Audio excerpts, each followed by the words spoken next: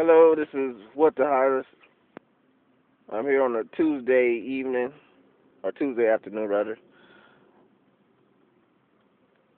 Not too much going on, but just want to burn on a little issue, start a little segment about my trials and tribulations, where I am now. Being at the fact, like most of you know, that I'm fading. I've been dealing with quite a few things over the past year, mostly with my family since they're in still. My mom, my sister, and I have some distant relatives too that are in a minority of them are in the organization still. But I haven't talked to them in a while. But since I'm dealing directly with my intermediate family, my mom, my sister, dealing with the fact that that I had to deal with them still being in a religion and having them, have me under a microscope. Every decision I make will be reflected upon the decision I made from here on out. So I'm trying to just, even though I'm not in the organization and I still have a belief in God. My faith that right now may not be as it was a few years ago, but I'm trying to stay true to a moral code and try to live by some standards. So I don't want to fully do anything that would bring detriment upon myself or reflect bad upon my family. So I'm trying to continue to to stay in a good standard of life. I know that there's a lot of things I really want to do, but I'm gonna try just to be patient and just get through some of my problems for right now. But like I said, I have to deal with my intermediate family. I have to deal with them, kind of like indiscreetly pressuring me to come back to that organization. And since they have ties with the other witnesses, I have to deal with them constantly, kind of like leaving messages, whether it be in a written form or just verbal, on coming back to the organization. But I just try to ignore it for the most part, because I just don't believe in this stuff no more. So what's the point of me even taking time just to try to feed my mind on what they're saying? Because it's just a bunch of BS, and that's the whole frustrating thing. It's like people are afraid to look into what they really believe.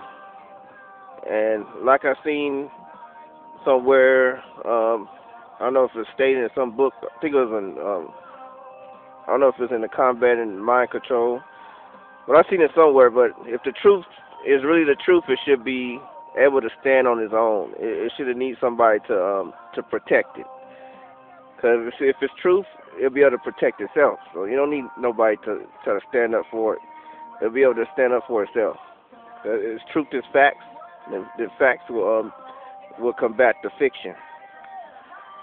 But for right now, I'm just trying to maintain a sense of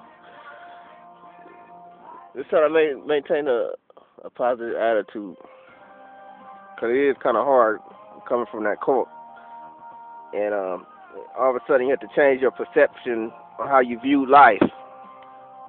And life is not the way that it was presented to you for most part of your life. So, unfortunately for me, I wish I would learn this stuff a little bit sooner.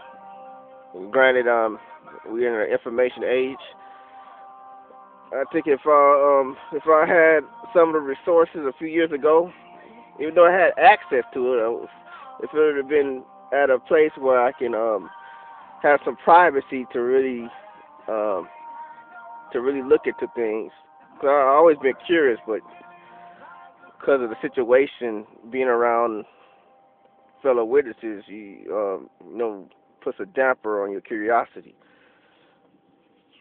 Unfortunately now, after last year, after being able to really look at the things, and thanks to the technology we have now, because most of the things I learned was through the use of my cell phone. Now that we have internet access on the cell phones, that really helped me start to look into the organization and its history and things like this. YouTube, very intriguing, because that's one of the first things I looked at. And I'm very grateful to have this type of resource. So I couldn't thank whoever made YouTube enough. I was able to see people that were living and breathing, giving their thoughts and their experiences about the organization and how they came to the realization that it was all a farce. But can't thank it enough for that. There's so many people out there I would like to thank, but I'll get at another spot in the future of a video. But for right now, just some of the things I have to go through on a day-to-day basis. You're dealing with my intermediate family, dealing with the aftermath of fading away. I want to get to the point eventually where I'm completely separated from that religion. But I know that just come from a cult, you never fully get over it, but you can move on in your life.